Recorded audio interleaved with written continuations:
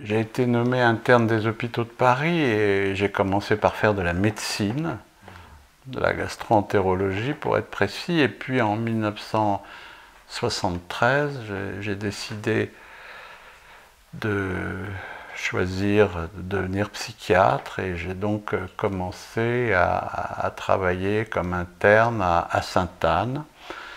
Ce fut là mon premier contact avec Lacan puisque j'assistais aux présentations de malades le mercredi matin, je crois. Présentation de malades auxquelles Marcel Tchermak participait activement puisque c'était souvent lui, n'est-ce pas, qui présentait des patients, des malades que Lacan interrogeait. Je dois dire que cette rencontre a été déterminante. Je veux dire que je n'avais jamais vu ni entendu ce type d'entretien avec des malades, à Sainte-Anne. Donc ça a été sûrement un élément déterminant. J'avais commencé une analyse quelques années avant. Mais donc j'ai continué, j'ai fini mon internat en psychiatrie et puis j'ai fait ensuite mon clinica également en psychiatrie. Je suis devenu membre de l'école freudienne, si je ne m'abuse, en 1977, je crois. J'étais à l'époque en contrôle avec Charles Melman, un contrôle qui a duré longtemps et qui a été aussi déterminant dans l'orientation de ma pratique. J'assistais comme beaucoup de camarades de ma génération au séminaire de Lacan, à la faculté de droit, qui avait lieu, je crois, le jeudi matin. Il y avait un hiatus, pour l'essentiel, un hiatus entre le discours qui se tenait à l'école freudienne de Paris et ce que j'avais cru apprendre de ma propre analyse. Et ça a été source, je dois dire, d'une certaine désorientation et qui a fait que j'ai tenté évidemment de me repérer et ceux qui me l'ont permis n'ont pas été si nombreux. En tout premier lieu, il y a eu Charles Melman qui tenait un enseignement à l'école freudienne de Paris et puis qui également, comme vous le savez, a joué un rôle déterminant dans la crise de l'école freudienne. J'avais été sollicité par mon psychanalyste pour être passeur, c'est-à-dire dans cette expérience qui était celle de la passe à l'école freudienne, j'avais été sollicité pour être passeur, donc j'ai participé à cette expérience de la passe d'une manière assez étonnante puisque j'ai été amené à voir le passant à 2 ou 3 reprises et l'école freudienne a été dissoute avant que je puisse témoigner devant le jury d'agrément de ce que ce passant m'avait dit. L'année 79, Claude Dorjoy le rappelle très bien dans son livre, a été une année très difficile, très chaotique, avec des assemblées générales particulièrement houleuses à l'école freudienne. Et je dois dire que bon, j'étais plutôt surpris, plutôt ahuri de voir que ça se passait comme ça dans un lieu qui était l'école de Lacan et dont, à vrai dire, j'attendais tout autre chose. J'ai donc été amené à voir Jean Clavreul, pour dire son nom, qui m'a donné 3 adresses et j'en ai choisi une, la première sur la liste, Et donc je suis allé voir celui qui allait devenir mon analyste, Claude Dumézil. Et à partir du moment où donc j'ai commencé à recevoir des enfants, notamment dans des dispensaires, des institutions comme les CMPP ou un IMP, j'ai été voir le secrétaire de l'école de l'époque, Christian Simatos, pour lui demander quelqu'un pour faire un contrôle. Donc il m'a adressé à Charles Melman, et donc j'ai commencé mon travail de contrôle avec Charles Melman à partir du travail que je faisais avec les enfants. Et puis je l'ai poursuivi ensuite quand j'ai commencé à recevoir comme analyste en 1977.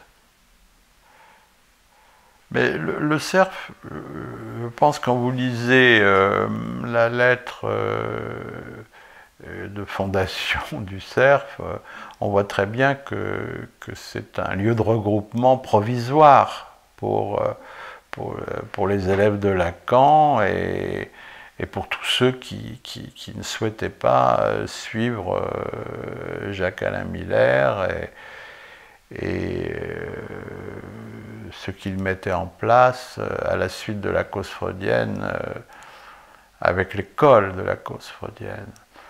Donc nous avons été un certain nombre, en effet, et le CERF avait réuni non seulement des élèves de Lacan, mais beaucoup de membres, d'anciens membres de l'école freudienne, et puis aussi de jeunes psychanalystes. Alors, qu'est-ce qui a été à l'origine de la... comment dirais-je, de la fin de ce cercle d'études et de recherche freudienne, qui avait regroupé 500 ou 600 personnes quand même, c'était considérable. C'était considérable. Je pense que le CERF a eu sa fonction, a une fonction importante, momentanée, de créer un lieu. Il y a eu des journées, de créer un lieu pour ceux qui ne souhaitaient pas suivre Jacques-Alain Miller. Alors pourquoi le CERF a éclaté? Le prétexte, ça a été le discours psychanalytique, qui était une revue que nous avions créée avec Charles Melman, dont le premier numéro est paru en octobre, je crois, 81. Et donc, le premier secrétariat de rédaction de cette revue était composé de Charles Melman, Nicole Cress-Rosen, Contardo Caligaris et moi-même, avec un comité de rédaction où on retrouve des noms dont certains sont aujourd'hui encore membres de l'association freudienne, lacanienne. Ce qui a été reproché à Charles Melman, d'une manière, je dois dire, assez désobligeante et mal fondée, c'est que l'entreprise que constituait le discours psychanalytique, cette revue, était en réalité une entreprise dissidente d'emblée. Et qu'on a donc accusé Charles Melman de vouloir d'emblée prendre le pouvoir au sein du CERF. La revue n'était pas du tout une entreprise politicienne. Je crois que, alors là, on peut très clairement le constater, le reconnaître. C'est un fait. Il suffit de lire les premiers numéros, d'abord les éditoriaux de Charles Melman, mais pas seulement. C'était la possibilité, dans un moment très difficile pour les élèves de Lacan, pour les lacaniens, c'était la possibilité, et il y a un nombre de contributions qui est impressionnant dans les premiers numéros, et venant d'analystes qui ne sont pas nécessairement devenus membres de l'association freudienne par la suite. Non, je pense que l'entreprise était une entreprise authentiquement psychanalytique, avec une orientation, un souci qui était effectivement de mettre à l'épreuve la possibilité de faire exister ce discours psychanalytique. Il y a eu d'emblée des réticences. Il y a eu d'emblée des réticences de la part de nombre d'élèves de Lacan parmi les plus anciens. Les bases étaient plutôt bonnes. Les bases qui ont été à l'origine de la fondation de l'association freudienne étaient plutôt de bonnes bases. Il faut quand même dire que l'association freudienne s'est fondée aussi grâce au travail qui a été fait dans la revue Le Discours psychanalytique. C'est ceux qui n'ont pas, en quelque sorte, accepté de faire le diagnostic que c'était une revue dissidente à l'endroit du CERF, que c'était un lieu de travail où chacun pouvait proposer un texte. Eh bien, c'est aussi à partir de ce qu'a été la revue Le Discours psychanalytique pendant presque un an, d'octobre 81 à juin 82, ben c'est aussi, comment dirais-je, ceux-là qui ont participé à la fondation de l'association freudienne. Parallèlement au travail qui existait dans cette revue, il y avait également le travail que faisait Marcel Tchermak à Sainte-Anne, qu'il poursuivait.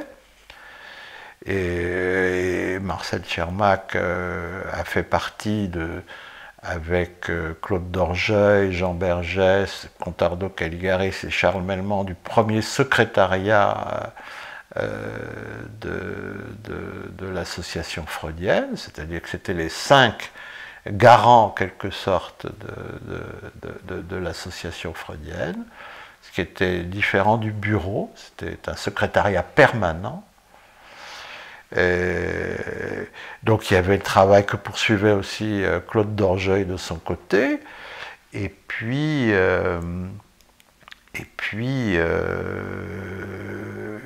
Jean Bergès à Sainte-Anne et à la Salpêtrière. Donc, si vous voulez, l'association freudienne, elle a été fondée à partir de ce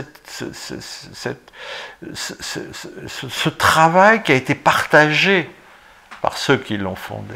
Ça a été un soulagement, la fondation de l'association freudienne.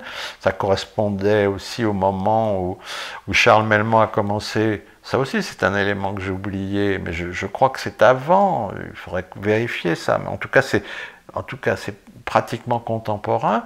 Il a commencé à faire un séminaire public, n'est-ce pas, à la Salpêtrière, intitulé « Nouvelles études sur l'hystérie ». Où, bon, il y a plusieurs centaines de personnes qui y assistaient.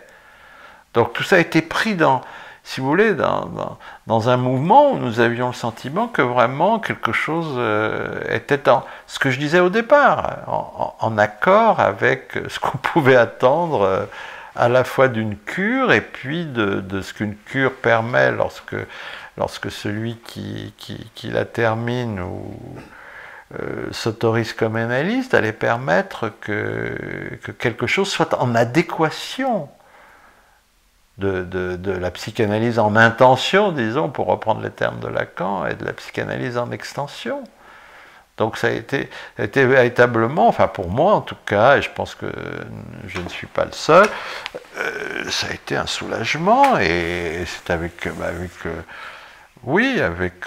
beaucoup d'entrain, d'allant, d'envie de travailler que l'association freudienne non seulement s'est créée, mais a produit comme effet sur ceux qui en sont devenus membres.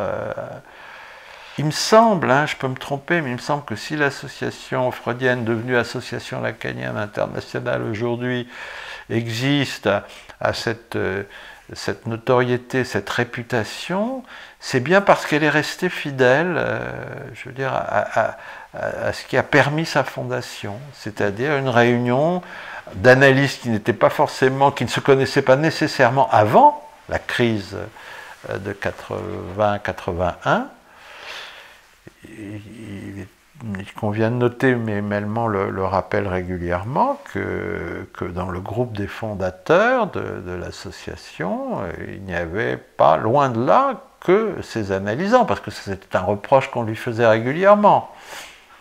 Oui, ce sont les analysants de Melman. Et en réalité, ni Contardo Caligaris, ni Roland Schemama, ni Martine Lerude, ni moi-même n'avons été de ces analysants. Mais vous savez, moi qui fréquente un petit peu, parce que j'ai été membre, j'ai représenté l'association freudienne à l'interassociatif, qui était un lieu où, voilà, qui se réunissait 2 fois par mois et avec des représentants de toutes les associations psychanalytiques lacaniennes, à l'exclusion de l'école de la cause freudienne. Je vous assure que, et puis même maintenant, je continue à fréquenter des collègues qui ne sont pas de l'association, et tous vous disent la même chose. Hein, c'est que la réputation de l'association, c'est qu'on y travaille, et que c'est ce qui prévaut. Ils le disent avec humour parfois, mais reconnaissance.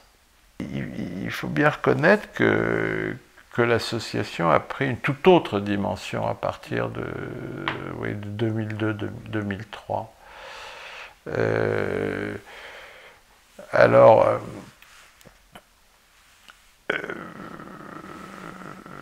Charles Melman, comme vous le savez peut-être, a décidé de ne plus être membre du bureau de l'association.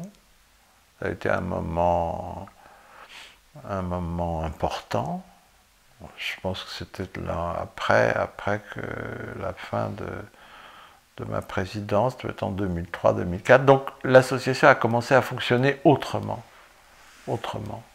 Alors est-ce que c'est mieux, est-ce que c'est moins bien? Je ne sais pas. Évidemment, c'est jamais acquis. Jamais acquis. Ça peut être remis en question. C'est ça que m'a appris, comment dirais-je, mon travail politique, entre guillemets, dans l'univers lacanien. C'est que les choses peuvent se retourner du jour au lendemain. Et que c'est un lien extraordinairement fragile, le lien qui existe entre psychanalystes et dans notre association, pas moins qu'ailleurs. Parce que ça tient à peu de choses qu'une association psychanalytique digne de ce nom existe. Ça tient à très peu de choses. C'est très ténu. Et en même temps, c'est essentiel. Sinon, on voit refleurir dans le fonctionnement du groupe, classique. Écoutez, je crois quand même c'est un lieu qui a d'abord constitué un abri, l'association freudienne, et puis c'est un lieu qui a été un lieu de formation pour beaucoup, et qui continue à l'être.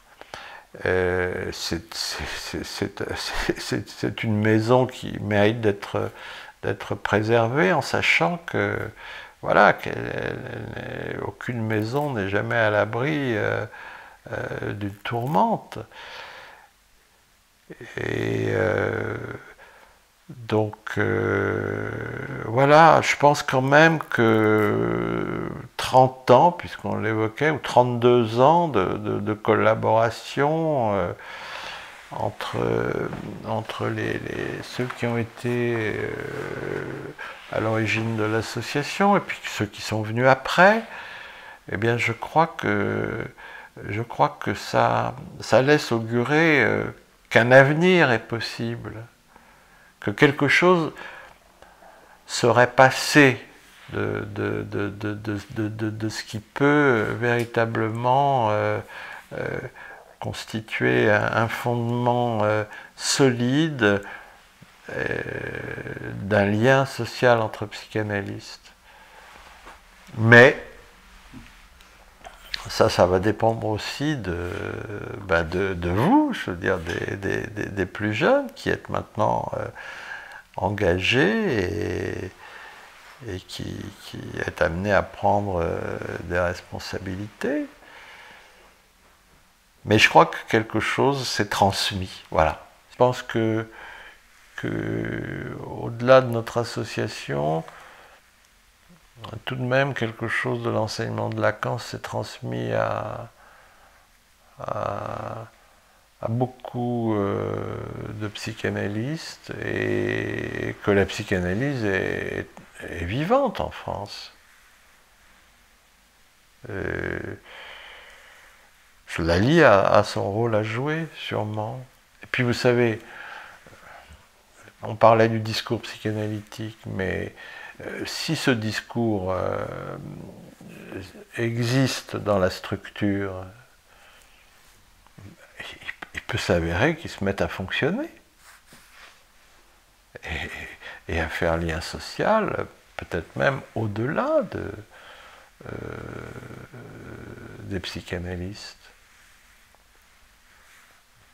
L'enjeu, c'est de faire exister essayer de faire exister ce discours et faire en sorte qu'il puisse avoir des effets.